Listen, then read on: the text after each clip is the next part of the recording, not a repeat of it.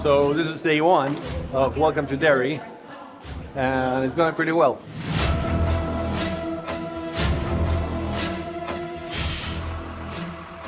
We love period. We love the texture, we love the change of language. Once we were done with the movies, Andy came up with the idea of going backwards to visit crucial moments where everything changed. When he never turned up anywhere else, they presumed homicide. That means murder. A lot of those characters we had to come up with. They were not in the book, and it was a lot of fun. Lily, Teddy, Phil, and Susie. And it's the story of them trying to figure out what happened to Maddie, this young, sort of slightly odd boy. Maddie, he's a baby. I think that by hanging out with him, I'm tarnishing my reputation. And why would he run away? Gee, I don't know. Maybe because he had just about no friends in the whole wide world, and the only ones he did have had to be paid to go to his birthday. Teddy is holding out hope that Maddie is still alive, and they're gonna find him. Well, that complication at the end of the standpipe. Lily rejects him, and that's kind of his last straw. I gotta get out of Derry. Maddie, wait! There it is. The boy was last seen the night of January 4th at the Capitol Theater. We have to see the event that kicks off the Pennywise cycle. Get in before you catch your death of cold. And it always has to be traumatic. Well, we're headed to Portland, so you hitched the right ride. The first thing Maddie encounters is one of those perfect American nuclear families. And that's not what he ultimately encounters. It's an inversion of that perfect early 1960s family. And that's why we wanted to have the mutant baby. You know, the attack of the perfect family. Radiation resulted in highly unusual birth defects. And it's a bit of a preparation that it does. Reminds Maddie of this horror before it manifests. I thought you said we were heading to Portland. And he loves working with special effects. And many times we support them with visual effects. We had a real car, and we had all the interactive light and all the backgrounds projected digitally. And then in combination with the practical lights, we were able to kind of get a very good match one-to-one with what we shot on location. Let me out! Out! O-U-T! O-U-T! EMP airbag system as we start rocking it side to side.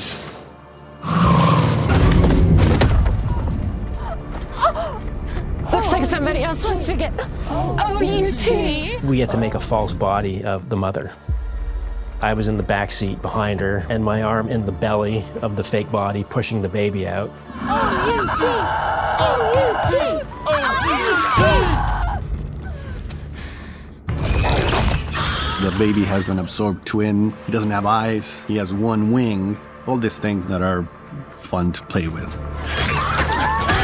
An innocent soul that is just trying to get away from a place of fear. Poor Maddie.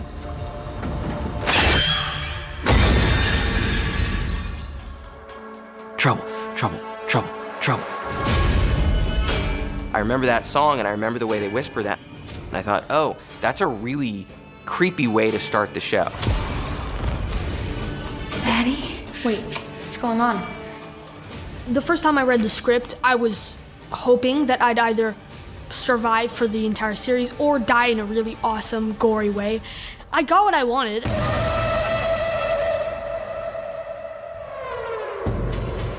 It's the same incarnation as the mutant baby. He appears magnified in size, the same size that he had on the projection. And through!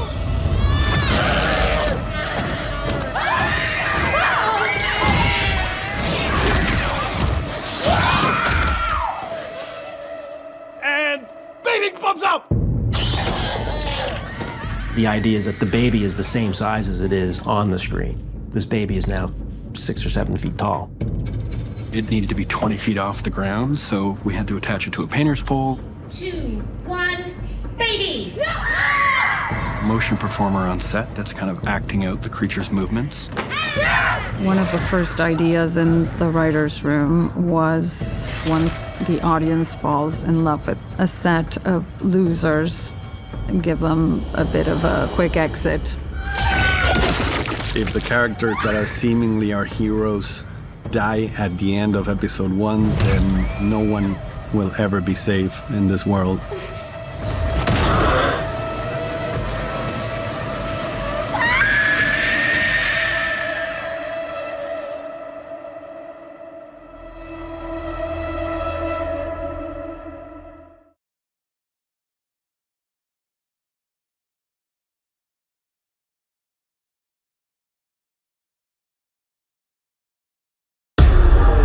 This is day 1 of Welcome to Derry. You guys ready? And action! First day on set. The magnitude of it is unfathomable. It's super exciting.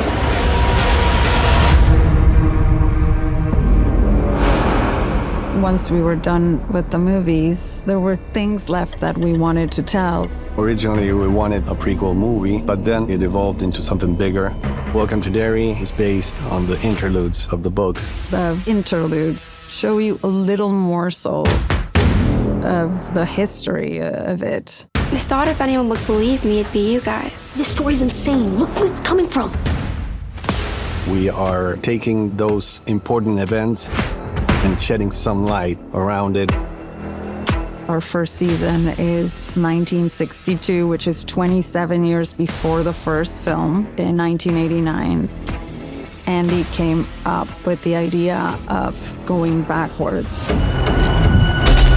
There's a different kind of fear in 62 than there was in 89. There's racial issues. There is a specific fear of a nuclear attack and war. People here are more concerned about an attack from Russia. The supernatural fear is a byproduct of the fear in everyday life. Fear of the unknown, of what is different to us. We see our children who are witnesses to this fear, and then we see the adults who create a lot of this fear. Everything about Derry relates to our real world, to the point where everything horrible that happens in Derry can actually happen in every town in America. This is where it becomes almost like a symbol. Does it exist because we believe in it? But there's always that lingering question. Is all of this product of supernatural evil or the evil intrinsic to human beings? What is that? A clown.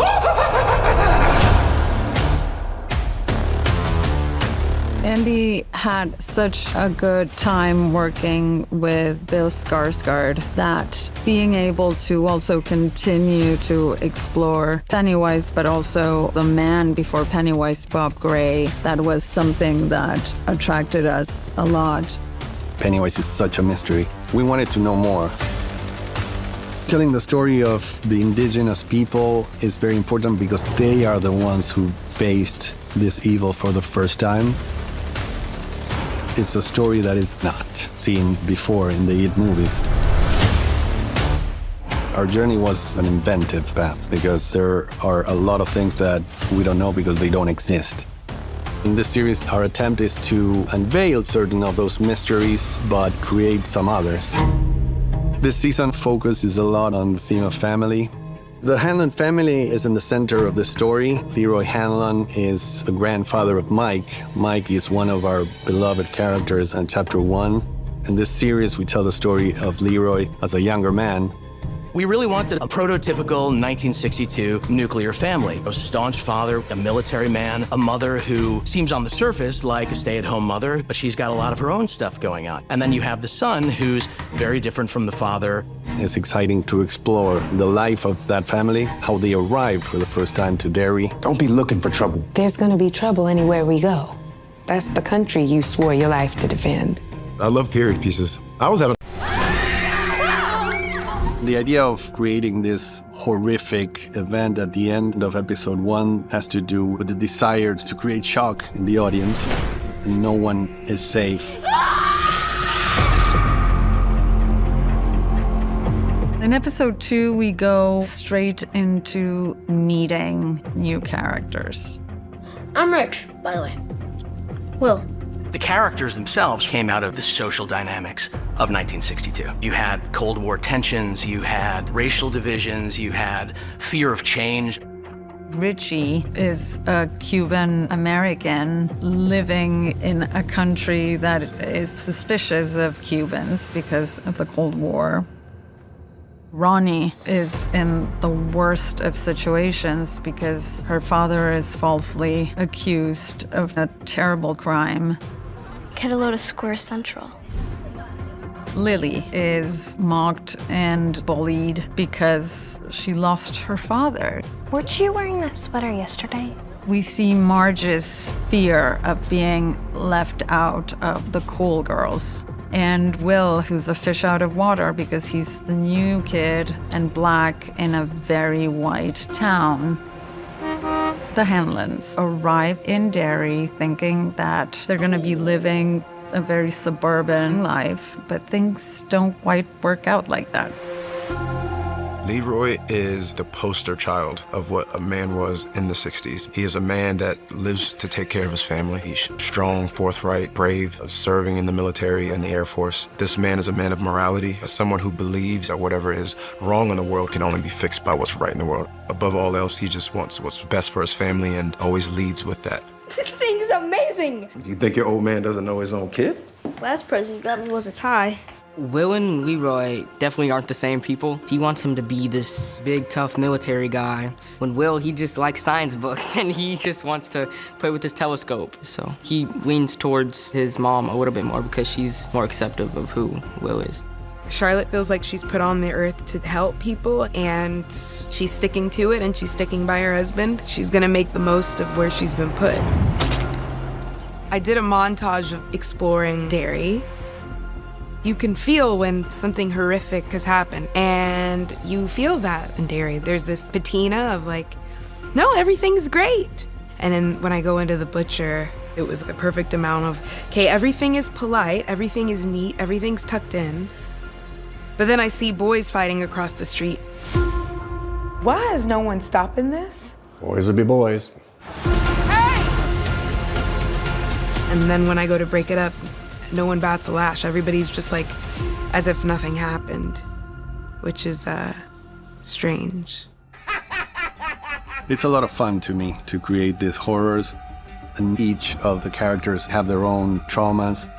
Pennywise will always attack on your fears. That's his most effective tool. You don't need to make up fake creatures and monsters. There's enough evil in the world itself. That, to me, is where the real scares lie. And so it's trying to find what is the character most afraid of. Ronnie has this crazy guilt about having killed her mother at childbirth. It, knowing this, turns into this horrifying creature and basically turns her sheets into the womb. She thinks she's drowning in this like amniotic fluid that suddenly is created under the sheets. And, very quickly you realize that she's actually inside of her mother again. We see the belly itself kind of, moving and interacting with these punches that are happening. And next thing you know, boom, she comes out into the bedroom and she's kind of been birthed back into the room. We ended up coming with a thing where we had actually ejected her out of a fake prosthetic womb, and she lands on the floor in all the liquid. When we knew we had our sequences, when we added slime, because then she's just covered in placenta goo. It all looks so real, which also really helped me get into the mood.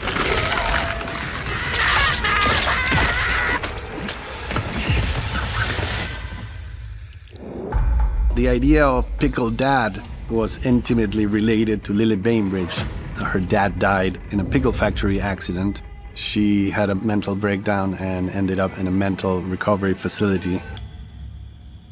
It's very closely related to her trauma. Daddy? And it knows. It's a creature that is an abomination. And then all of his organs and body parts sort of conflate into this octopus-like creature. There were these intestines wrapping around me, and It was just a really cool, like, first scare scene, and just showed me how much Andy's imagination comes to life. It's terrifying and horrible.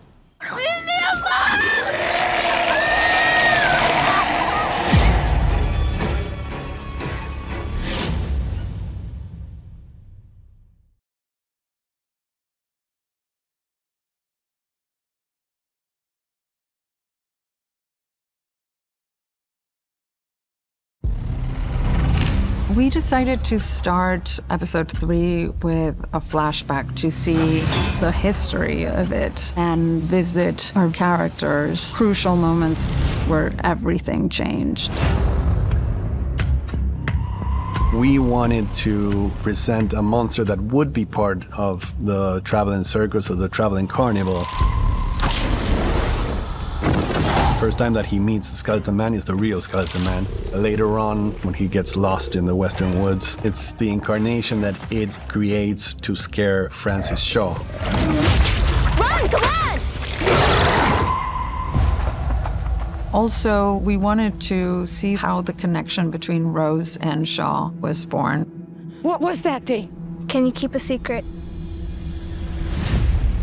In it, the native people of Maine are incredibly important because they were the first to encounter it.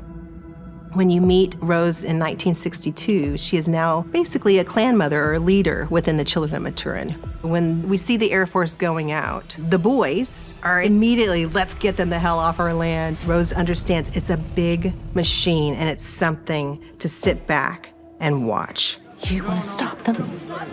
I don't.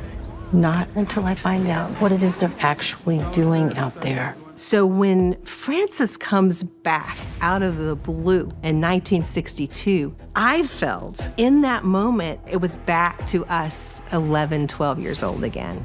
That same spark was there. You're in charge of the digs. You can show us exactly what areas to stay away from. It's nice to see you, Rose. You too. If General Shaw is leading this mission, we wanted to have a personal connection between him and it. He remembers his experience as a kid in Derry, when his father was stationed here. Because Shaw had such a close interaction with it as a little kid, this is something that stuck to him. And he kept a memento, a device that helps him and eventually will help Dick Halloran as well. Dick is a great tool because he has powers and he can see things that other people can't see, including the future. He's mentioned as kind of a side character in one of the interludes of the Black Spot. We decided to give him a bigger dimension in this story. Dick is originally played in The Shining by Scatman Crothers, and this is a younger version of him in the helicopter. Dick is finally being properly utilized, so it's important for Dick to make sure that he gets results. But he doesn't know what he's jumping into. He's arrogant about it's like, I got the powers, it's not gonna be that big a deal. Dick is warped into a reality that is beyond his capabilities currently. And he can feel when he touches it that Derry is bigger than what he thought. That's when we get into the cistern, and if we're talking about the cistern, that set is rock and roll. The cistern in this show, we recreated the door that it came through and the pile of toys in the old wagon. And then the rest was kind of in black limbo with water on the floor. It was quite an elaborate system of sewers and depths of water that went in that all needed to be slightly dark with particulate floating, and we needed to have control of the temperature at all times and control of the pH levels. I'm not sure you could have turned the camera in a way that those sewers didn't look amazing.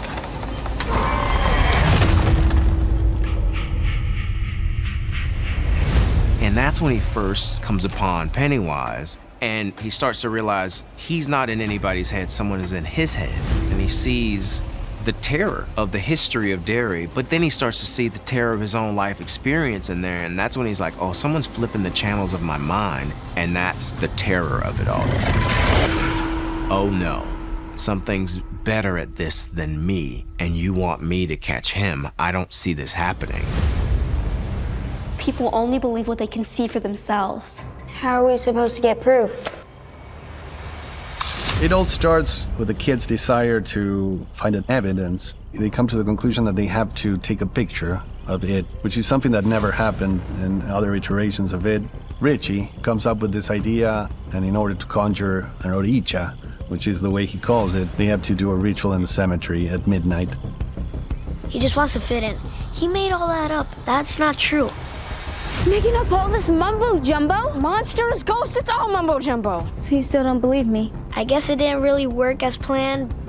It decides to appear as the corpses of the dead kids that were their friends. The way they appear is actually the real corpses of the kids that are fueled by an inner ectoplasm. So that combination is very scary and interesting to me. We're shooting some close-up action of the kids that were riding on bicycles as they're being chased by a bunch of ghosts. This basically is a much more controllable environment where they don't have to worry so much about balancing and, bike riding. They can kind of just do performance. It gave us new insight in the filming world because we had to input the SPFX, us turning and everything, because again, none of that stuff is happening in real life. It was really cool to see how the rigs worked and being in front of a blue screen. It was great. It's a lot of fun to me to create these horrors. One of the themes of it is power of unified belief. I think Pennywise is a monster made of belief.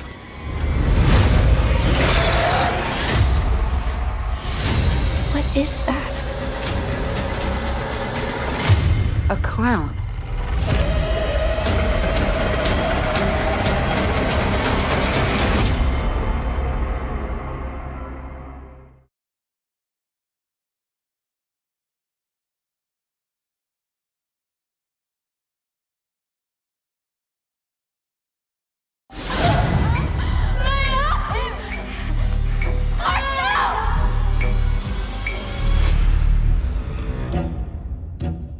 It acts in mysterious ways. Very often he appears only to his victim as their worst fear, and then when the victim is scared enough, he will eat them. Why does it target kids? Mainly because kids are the most capable of believing in things that don't exist. The supernatural fear that depends on what one believes, right? We see our children who are witnesses to this fear, and then we see the adults who create a lot of this fear. It can do a range of different things, and one of them is create fogs in adults where maybe the picture was there, but they didn't see it. The statue. No, are you blind? It's a clown. The only thing this is proof of is that you, Lily Bainbridge, are trying to buy yourself a one-way ticket back to the nut house.